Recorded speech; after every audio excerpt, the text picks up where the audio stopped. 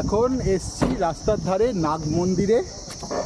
এইখানটা একেবারে রাস্তার উপরেই রয়েছে নাগ মন্দির, এবং এই নাগ মন্দিরকে খুব জাগ্রত ধরা হয় এবং এর একটা বিস্তর ইতিহাসও রয়েছে। কারণ একেবারে পাহাড়ের গায়ে রাস্তা এঁকে বেঁকে যাচ্ছে, সেখানে হঠাৎ করে একটা নাগ মন্দির কেন, প্রশ্ন থাকতেই পারে।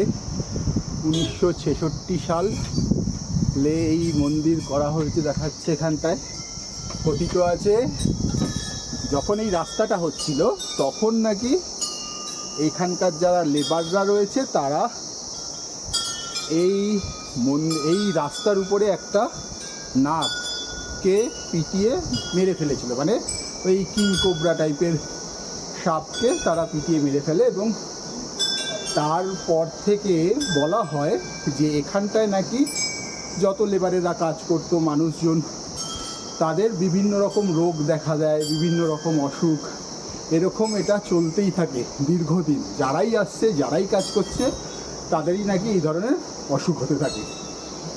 তারপর বিষয়টা বোঝা যায় যে, মানে ভাবা হয় যে যেহেতু সেই সাপটাকে মারা হয়েছিল, অর্থাৎ নাগ মারার ফলেই কিন্তু এরকম কিছু একটা হচ্ছে। আর তারপরেই সেই সাপ থেকে মুক্তি পাওয়ার জন্য বা সেখান থেকে রেহাই পাওয়ার জন্য এই মন্দিরটা স্থাপন করা হয়। বলা হচ্ছে 1966 সালে মন্দিরটা স্থাপন করা হয়েছে। আর এখানে পাহাড়ের উপরেই একবারে রাস্তার গায়ে সিঁড়ি দিয়ে বেশ কিছুটা উঠতে হয়, উঠেই রয়েছে এই নাগ মন্দির। দেবতাকে তুষ্ট করতে এই মন্দির স্থাপন করা হয়েছিল।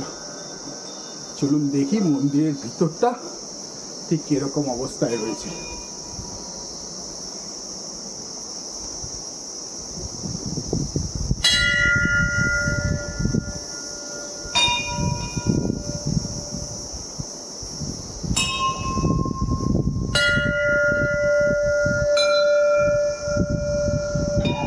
বেশ অনেকগুলোই সিঁড়ি দিয়ে উঠতে হচ্ছে।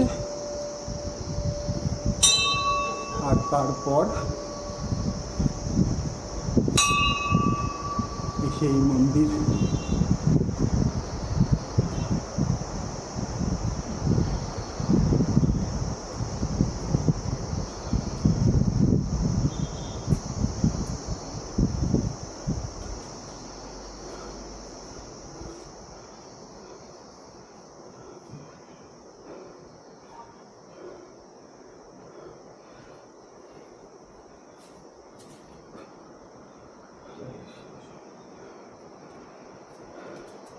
এই হচ্ছে নাগ মন্দির আর তার